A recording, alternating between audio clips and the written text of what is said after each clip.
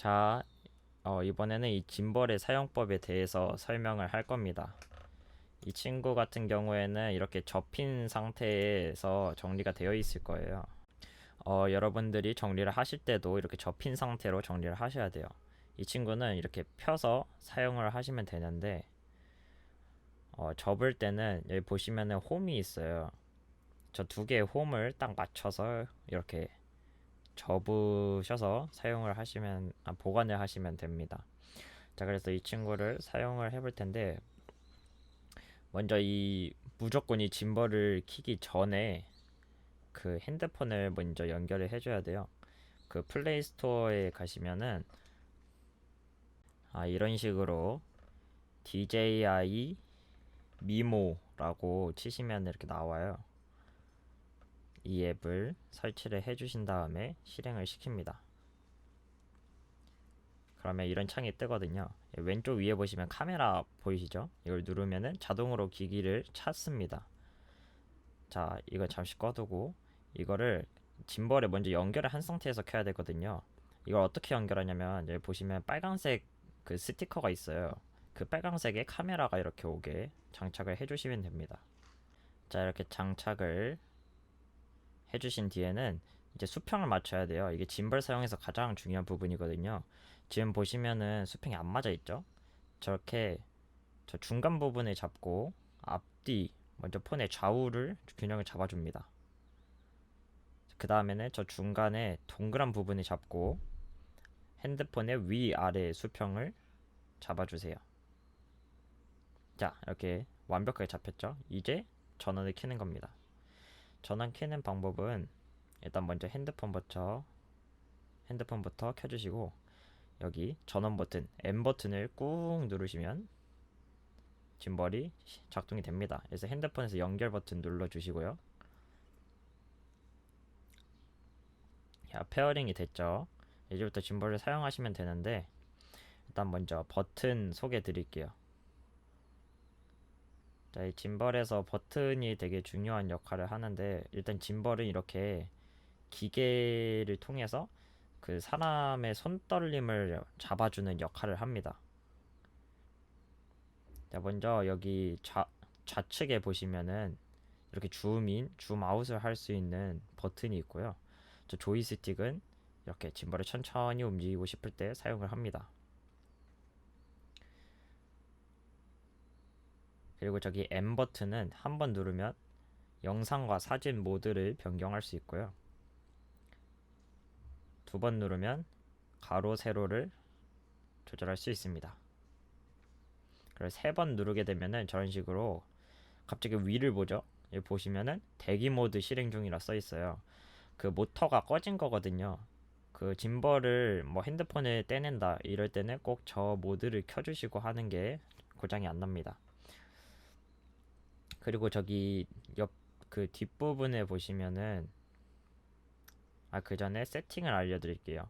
세팅은 4K도 좋지만 1080으로 저렇게 화질을 설정해 주시면 되고요. 저기 뒤쪽에 보시면은 총 방아쇠 같은 버튼이 있죠. 이 친구를 트리거라고 그래요. 그래서 이 친구를 자 옆으로 가주시고요. 이 친구를 한 번 누르면은 피사체를 인식을 해서 그 피사체를 따라가게 되거든요. 저 네모칸 안에다가 지성의 얼굴을 조준하고 트리거를 한 번 딱 눌러줍니다.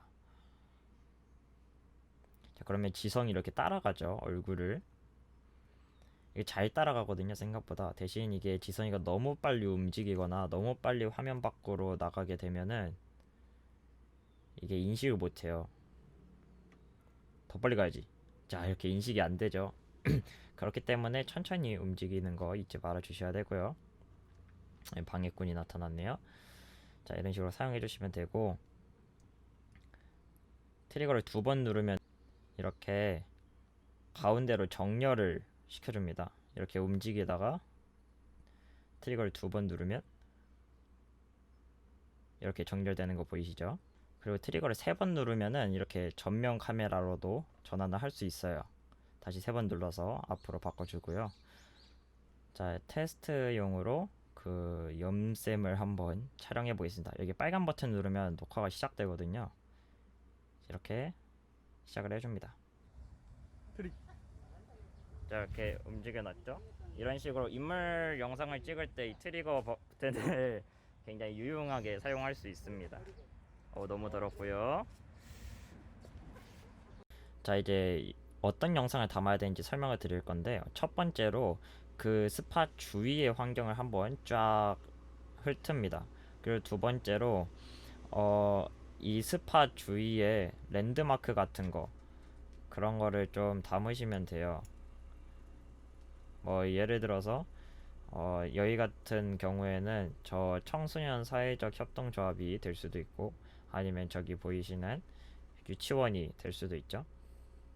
그래서 두 상징물을 자세히 찍어보기 전에 먼저 주위 환경을 저 상징물들이 당기게 한번 쫙 담을 겁니다.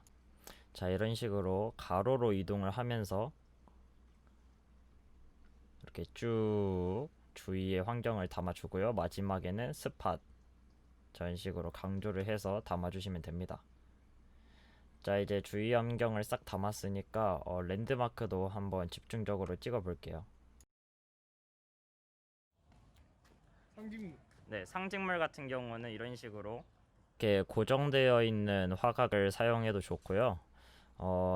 아지트 같은 경우에는 되게 위로 놓기 때문에 아래에서 위로 보는 식으로 한번 담아봤습니다. 자, 다음은 어린이집 한번 담아볼게요. 어린이집은 가로로 길기 때문에 왼쪽에서 오른쪽으로 싹 훑고 지나가는 앵글을 사용해 볼 겁니다. 이렇게요.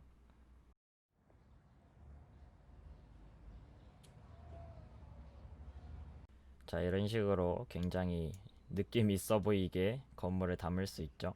자, 다음은 놀이터의 특징에 대해서 촬영을 할 건데, 놀이터로 한번 가볼게요. 그 놀이터를 촬영하기 앞서 그 스팟으로 가는 방법이나 길이 있는 경우에는 거기도 함께 찍어주는 게 좋아요. 그래서 이 놀이터 같은 경우에는 그 계단이 있기 때문에 함께 찍어보겠습니다.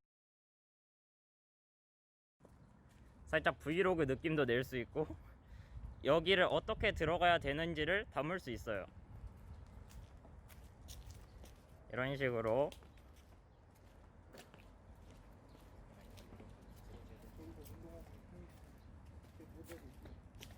자, 이거 역시도 있어 보이게 당겼죠.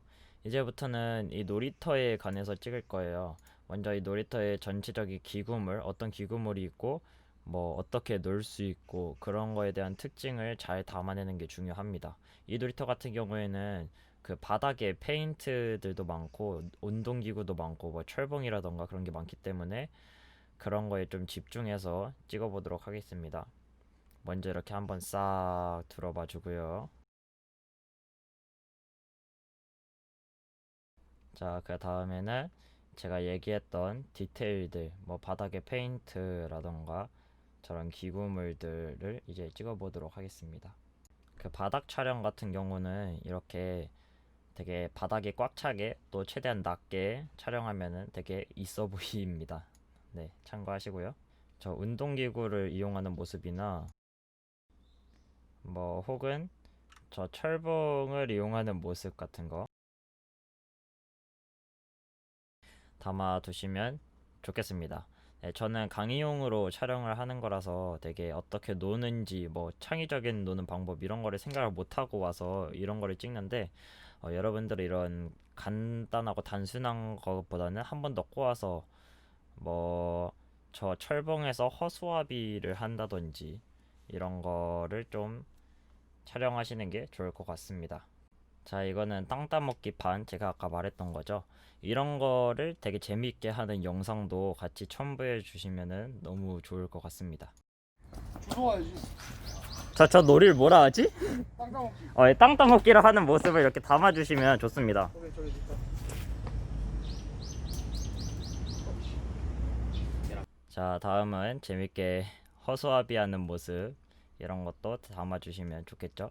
그리고 중요한 거는 이런 노는 모습을 담을 때 당사자가 재미있어야 한다는 점이에요. 억지로 뭐 연기를 하거나 그러시면 오히려 역효과가 날 테니까 이 점 주의해 주시면 되겠습니다. 자, 이렇게 해서 영상을 어떻게 찍는가에 대한 강의를 마쳤고요. 여러분들이 직접 촬영을 하면서 궁금한 점이나 혹은 뭐 어떻게 촬영하면 더 이쁘냐 이런 팁들 얻고 싶으시면은 질문 언제든지 하시면 좋겠고, 저는 완성된 영상으로 찾아뵙도록 하겠습니다. 빠이염.